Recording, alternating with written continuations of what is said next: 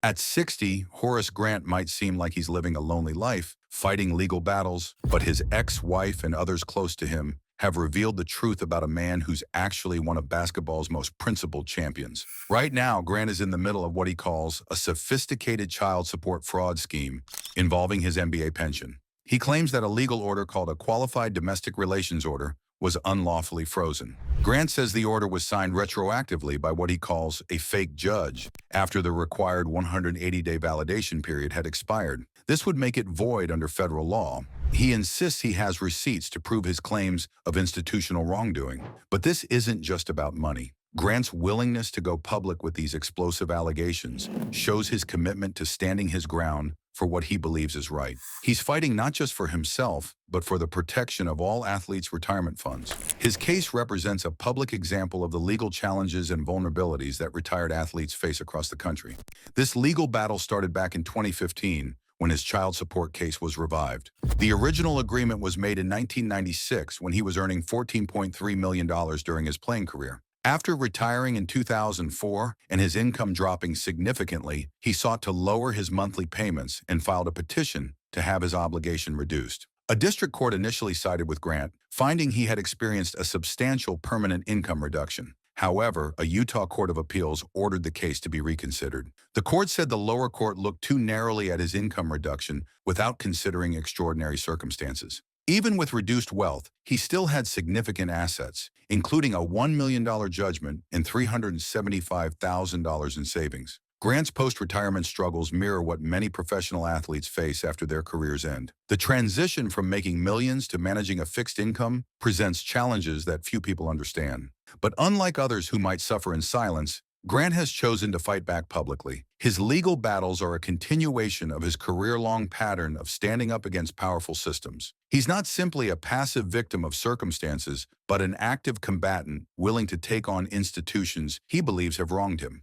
This pattern of principled defiance goes back decades. In 2020, Michael Jordan accused Grant of being the snitch who leaked information for the 1992 book, The Jordan Rules. This book offered a behind-the-scenes look at the Chicago Bulls championship season, exposing Jordan's tyrannical behavior toward teammates and management. The accusation came almost 30 years later in the Last Dance documentary, which Jordan himself produced and had final editorial control over. The media landscape had changed dramatically between 1992 and 2020. In the early 1990s, the NBA's image was carefully crafted through a partnership between the league and network television. Jordan's public persona was of an unflawed, almost mythical figure. The Jordan Rules book broke through this polished facade and became a bestseller because people were hungry for a more realistic narrative. By 2020, streaming services and social media had transformed how stories were told. The Last Dance was not an independent documentary, but a self-produced project where Jordan could shape his own narrative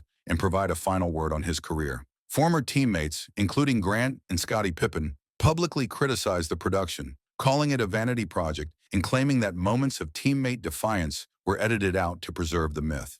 Grant immediately denied Jordan's claim, calling it a outright, completely lie. He said that while he and the book's author, Sam Smith, were friends, he would never put anything personal out there. The author himself said it was ludicrous to think one person could be the source for a 300-page book. Smith claimed that Jordan singled out Grant because Grant was the one player who would consistently stand up to him and defend his teammates. This defiance included confronting Jordan after he sucker-punched teammate Will Perdue and having a heated argument on a team plane. The animosity between the two men was deep and long-standing, rooted in their on-court power dynamic. Grant was described as more sensitive to any slights, real or imagined, and he despised the preferential treatment Michael received from coaches and management. Grant's response to the accusation was immediate and unsparing. He challenged Jordan's claim as a lie and demanded they settle it like men instead of using a controlled media platform to spread falsehoods. Grant also pointed out that if anyone was a snitch, it was Jordan, for revealing his former teammates' partying habits from his rookie season decades after the fact. Grant felt the documentary was edited to leave out moments where he and other teammates stood up to Jordan's bullying behavior.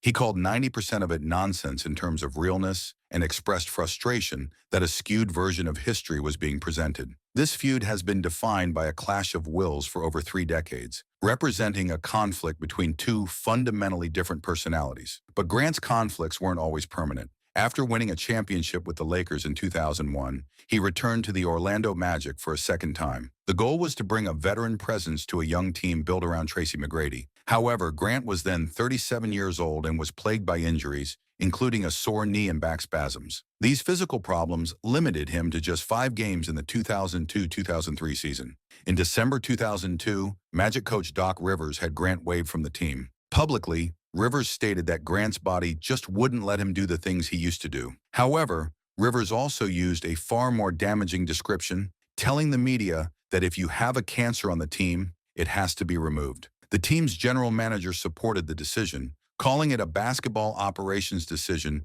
to support the coach and players, and one that was about winning. Rivers later expressed regret for using the harsh term, but maintained that the situation was a relationship that simply didn't work out, comparing it to a divorce where neither party is necessarily a bad guy. Unlike the feud with Jordan, this dispute eventually led to a genuine reconciliation. Grant explained that it was a total misunderstanding between a young coach and an old veteran. He acknowledged that he should not have acted in the manner he did as one of the veterans on the team. He confirmed that they had talked about it, shaken hands, and apologized to each other. This shows that Grant's defiance was not reckless or all-encompassing, but a principled stand that could be resolved through honest reflection and mature communication. The ability of Grant and Rivers to reconcile demonstrates a professional maturity that was never reached with Jordan. This distinction is crucial to understanding Grant's character fully. It illustrates that his conflicts represented two different categories of dispute. The Rivers incident was a professional disagreement about a player's role and attitude that could be resolved once both parties had time for reflection. The Jordan conflict, however, was and remains a personal grievance over an unyielding battle of wills. Beyond all the controversies and public feuds, Horace Grant's legacy is rooted in his on-court contributions and his reputation as a man of integrity.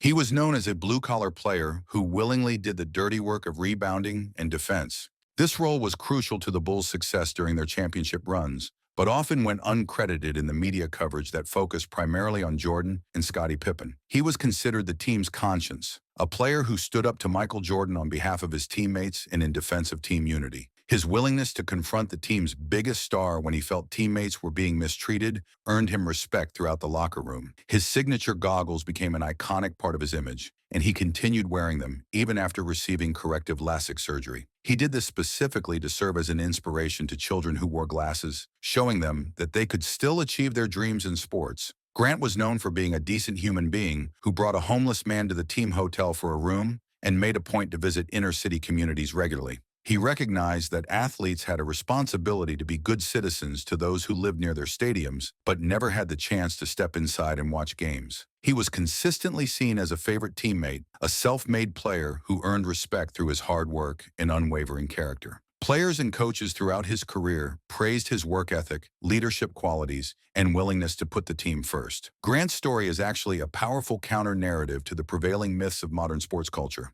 He challenged the glossy, marketable image of Michael Jordan's unassailable greatness by being one of the few players brave enough to stand up to him and provide a humanizing, albeit unflattering, counterpoint. He confronted the unquestioned authority of coaches by pushing back against what he felt was unfair treatment and personal slights. In his current legal battles, he's challenging the idea of a perfect justice system by going to great lengths to expose what he claims is systemic wrongdoing and corruption. In an era of brand building and tightly controlled public images, Grant stands as a complex figure who consistently chose to fight for his principles against powerful forces, even when it put him in direct opposition to influential people. He's not just a four-time NBA champion, but a man who refused to be a pawn in someone else's carefully constructed story or narrative. The feud with Jordan was a reflection of a deeper conflict between two fundamentally different personalities and approaches to leadership. Jordan, the ultimate authority figure and alpha personality, could not tolerate a teammate who refused to be intimidated or fall in line. The snitch accusation in The Last Dance was essentially a final act of revenge, a way to settle a decades-old score. Grant's immediate and public fight back reinforces his image as a man of principle who won't back down from what he believes is right, regardless of the personal cost. His ongoing financial and legal troubles are actually a continuation of his career-long battle against systems of power and authority. By publicly challenging the legal system and alleging widespread fraud, he's positioning himself as an advocate fighting for due process and the protection of athletes' retirement funds. His story serves as an important reminder of the complex challenges and vulnerabilities that can persist for years after the lights of the arena fade and the cheering stops.